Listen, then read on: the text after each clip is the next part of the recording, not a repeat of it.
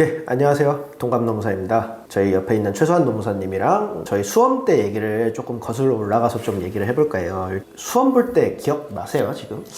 우리가 벌써 3년 됐나요? 4년 됐나요? 그쵸, 4년? 저는 조금 가물가물하긴 합니다. 제가 저번 영상에서 노무사님이 그래서 저보다 기억력 더 좋으실 거라고 생각해가지고 그렇게 말씀드렸던 건데 천천히 기억을 한번 되짚어가면서 한번 봤으면 좋겠습니다. 일단 얘기해보면 되죠. 그쵸. 점수 기억나세요? 저는 그래도 조금 고득점이거든요. 한 62.5 내외였던 것 같아요. 어느 과목 제일 잘 보셨어요?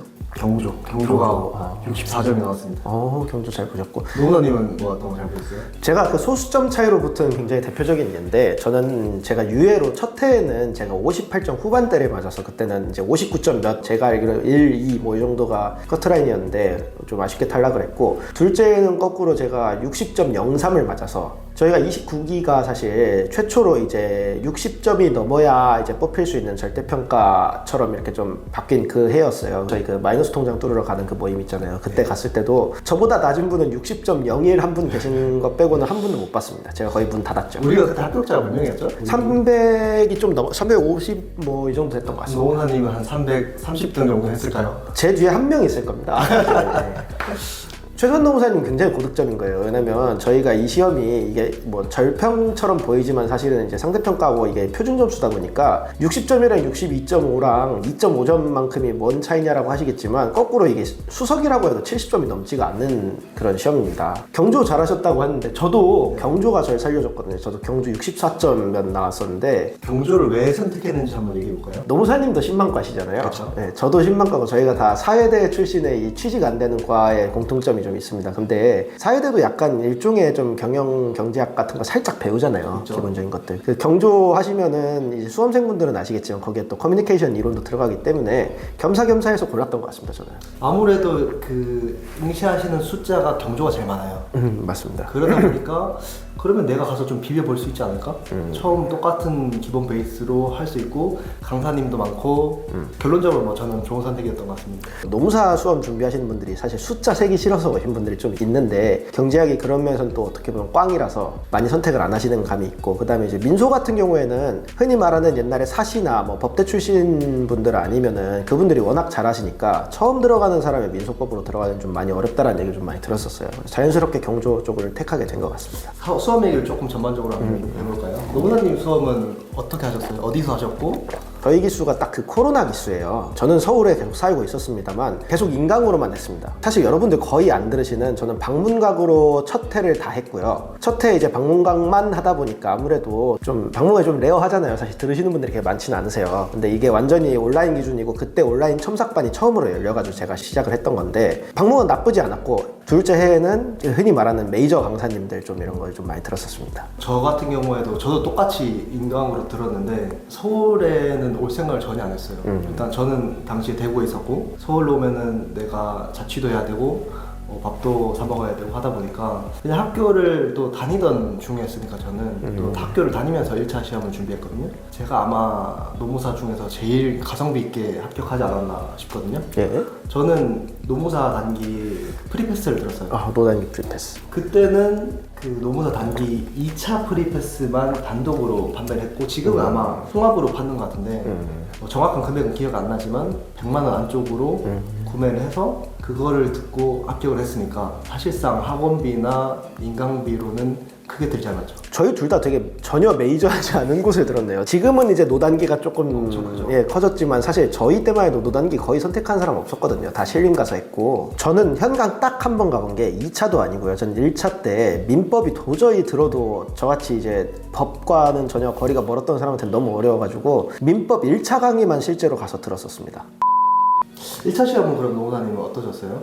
1차 시험 최초 준비를 거슬러 올라가면은 재직을 하던 당시에 제가 2018년 2월 달부터 4월까지 한 80일 정도 파업을 하는 기간이 있었어요. 이제 파업하면은 여러분들 다 아시다시피 아침에 모여서 로비에서 팔뚝질을 좀 하고 뭐 이렇게 점심 먹고 그 다음부터 할 게 없습니다. 그래서 제가 그때 막 배틀그라운드도 진짜 열심히 해서 제가 청소년 게임 좋아하는데 게임하는 것도 하루 이틀이고 결과적으로는 뭔가 좀 너무 시간 낭비 같다는 생각을 많이 하게 되더라고요. 그래서 그때 그 당시에 제가 이제 검찰 이진처럼 이렇게 좀 출입을 하고 있었을 때라서 뭐 어쨌든 기자들도 법 공부를 해놓으면 좋으니까 해서 처음에는 형사소송법을 좀 배울까 싶었어요. 교보문고 가서 책을 보니까 너무 재미가 없는 거예요. 일단. 형사소송법. 예, 그리고 너무 딱딱하고 사람 때려도 될 것 같은 그런 하드 그런 재질이라서 근데 마침 또 옆에 그 수험 칸 있잖아요. 거기 보니까 공인노무사 1차 책이 있더라고요. 그래서 제가 한참 또 파업을 하고 있었고 원래도 노동 쪽에 워낙 관심이 많았다 보니까 자연스럽게 집어들었던 게 제가 오늘 이 자리까지 오게 된 케이스 중에 하나가 됐습니다. 그리고 되게 우연히 또 접한 게 그렇죠. 노동법이었네요. 네. 인터뷰어로 한두 번 만나본 거 외에는 사실 노무사가 그 당시만 해도 정확히 뭐라는 직업인지 잘 몰랐어요. 이제 파업할 때 그 노총 소속 이제 노무사님께서 오셔가지고 막 응원도 해주시고 그러면 되게 멋있다. 이 정도만 되게 추상적인 이미지만 갖고 있었던 사람인데 그게 지금의 좀 밥벌이가 된 것 같습니다. 노무사님은 어떻게 유입되셨어요? 내가 군대를 갔다 와서 취업을 어떻게 해야 될까에 대한 구체적인 그림을 좀 그려야겠다. 제가 기자나 아나운서 이쪽으로 가기에는 막연했어요. 근데 취업이라는 것 자체가 되게 막연했고 그러면 결국에는 시험이란 걸 쳐야 되는데 시험을 치려면은 만약 로스쿨을 가려고 하면 대학교를 졸업해서 그쵸. 그 리트를 쳐야 됐고 제 딴에 약간 자신감이 있었던 게 학교를 다니면서 뭔가 자격증을 하나 따놓으면은 그 이후에 정말 편하지 않을까? 라는 생각을 해서 그럼 결국 자격증을 따야 되는데 변호사는 좀 오래 걸릴 것 같고 그럼 세무사, 또 회계사, 법무사 다양하잖아요. 그 중에 제일 짧게 걸리는 게 뭘까? 그렇게 하다 보니까 아 노무사 일단 해보자. 그때는 사실 노무사가 어떤 일을 하는지도 전혀 몰랐고 막상 이제 준비를 하다 보니까 아 내가 일단 공부를 시작했으니 합격을 해야겠다. 노무사님 지금 그때로 돌아가면 다시 노무사 하실 거예요? 다른 시험 보실 거예요? 저는 노무사 공부 안 하는 걸로 좀 하고 싶어요. 공부 안 하는 걸로. 아 그냥 아예 공부를 안 하는 공부 안 걸로. 하는 걸로. 제일 못했던 과목은 뭐예요? 결론적으로는 인사노 관련인데 경영학을 공부하다 보면은 굉장히 뜬구름 잡는 얘기를 많이 하잖아요. 그래서 인사노무 관리에는 더더욱 글을 잘 쓰는 사람이 유리하다라고 생각을 했어요. 그래서 저는 글 쓰는 거는 자신도 있었고 외워서 쓴다기보다 내가 인사노무 관리에 대해서 그 학문을 좀 풀어 쓴다라고 생각을 해서 저는 그런 식으로 좀 오만했는데 결론적으로 57점 나왔나요? 그것 때문에 떨어질 뻔했어요. 떨어질 뻔했어요 진짜. 저도 비슷했는데 저는 동차 때는 노동법을 제일 잘 봤습니다. 그 동차 때 노동법 거의 한 62점 나왔던 것 같은데 그래서 노동법에 오만했죠. 제가 정작 붙었을 때는 노동법이 57점대가 나왔습니다. 그래서 노동법 57점 맞고 사실 붙기가 쉽지 않거든요. 제가 예. 제 기억에 아마 하나 논점 아예 일탈했던 거로 기억을 해요. 그랬는데 52점이에요? 예. 그럼 나머지는 얼마나 잘 쓰셨길래? 뭐 62점 맞았었으니까 그 전에 하나 일탈해가지고 제가 57점인가 맞았던 것 같은데 결과적으로는 노동법이 저의 발목을 잡았다고 볼 것이고 인사노무관리론에 대한 얘기 되게 많이 하시는데 뜬구름 잡는 소리일 수밖에 없습니다. 왜냐? 저는 인사노무관리론이야말로 현업이 된 다음에 이 사람이 컨설턴트로서의 자격이 있나라는 걸 보기 위한 작업이라고 생각을 하거든요. 맞아요. 그 법에 써 있는 것만 읽어주면은 저희는 전문직으로서의 가치가 없습니다. 솔직히 그거는 요즘 노트북만 두드려도 다 나오는 것들이기 때문에 인터넷에서 다 찾을 수 있는데 그럼 결국 그 뜬구름 잡는 소리를 얼마나 구체적으로 잘할 수 있느냐가 되게 핵심이란 말이죠. 그게 저희가 흔히 말하는 HR 컨설팅인데 어떤 현상이 있는데 그럼 그 현상으로 끝나는 게 아니라 그거를 일종의 아웃풋으로 낼 수 있는 이런 과정이 제가 보기엔 인사노무 관리론에서 요구를 하는 것 같아요. 확개평 보유방 뭐 이렇게 했었죠. 저도 지금 진짜 오랜만에 얘기하게 되는 두 문제인데 확개평 보유방이 결과적으로는 저희가 HR 컨설팅 때 그쵸? 지금 하고 있는 저희가 컨설턴트로 들어가면 다 하게 되는 일이에요. 제가 보기에는 인사 과목이야말로 현업 출신들이 너무 유리하고 자기가 굳이 인사팀에 안 계셨다라고 해도 되게 자연스럽게 그 과정을 다 거쳤고 옆에서 보고 있는 사람들이란 말이죠. 아무래도 그 부분은 노무사님이 말씀하셨던 것처럼 사회 초년생보다는 훨씬 더 유리한 부분이 있지 않을까 싶습니다.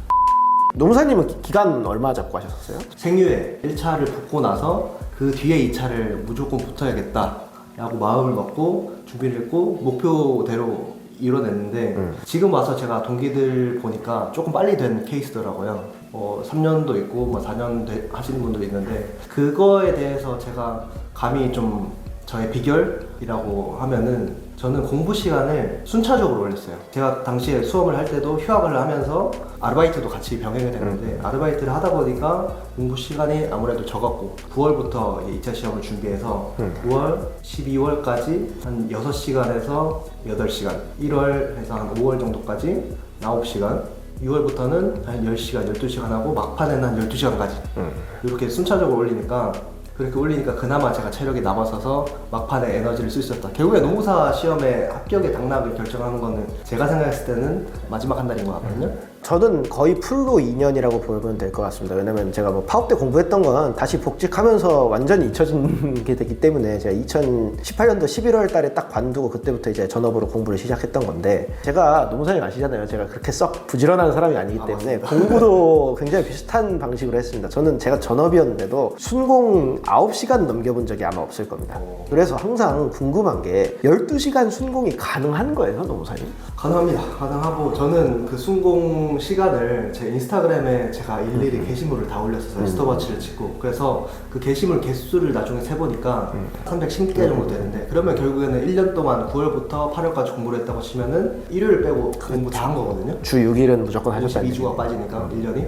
가슴에 손을 얹고 얘기를 하면은 저는 수능 때도 그렇게 공부 못했던 것 같아요. 근데 뭐 순공 9시간도 좀 나쁘지 않다고 생각합니다. 물론 전업으로서는 조금 부족하다고 생각할 수도 있겠지만, 노무사님이 순공 9시간, 제가 지금까지 노무사님이 본 순공 9시간 했다? 정말 많은 노력한 거. 예, 저 진짜 정말 많은 노력한 겁니다. 이제. 근데 저는 대신 이제 순공 9시간 진짜 자신있게 진짜 공부만 했다고 얘기할 수 있어요. 그냥 뭐 딴짓 진짜 안 하고. 되게 철칙 중에 하나는 제가 수험을 한다고 남들한테 필요 이상으로 티내지 않기였어요. 만약에 노무사가 된다라고 쳤을 때라고 생각을 해도 그냥 노무사만 되면 아무 소용이 없을 것 같다는 생각이 들었어요. 그래서 기존에 있었던 인적 네트워크들을 얼마나 잘 가지고 유지를 하느냐가 저한테는 붙는 거 이상으로 진짜 소중한 거였거든요. 2차 시험 3개월 전까지는 술도 많이 먹었습니다. 전 대신 그런 건 있었어요. 술 먹은 다음 날에 오전에는 자도 오후에는 무조건 공부를 하자. 그리고 술을 이틀 이상 먹으면은 그 주에 원래 쉬기로 했던 날에 그냥 공부를 하는 걸로, 그런 식으로 해가지고 나름의 루틴은 정해놨었는데, 놀러도 많이 다녔습니다. 저는 좀 되게 게으르고 그런 사람, 노는 거 좋아하는 사람이다 보니까 더 그랬던 것 같고, 근데 결과적으로는 그게 저한테 지금 도움이 되고 있는 것 같아요. 근데 이게 공부 성향이 정말 달라요.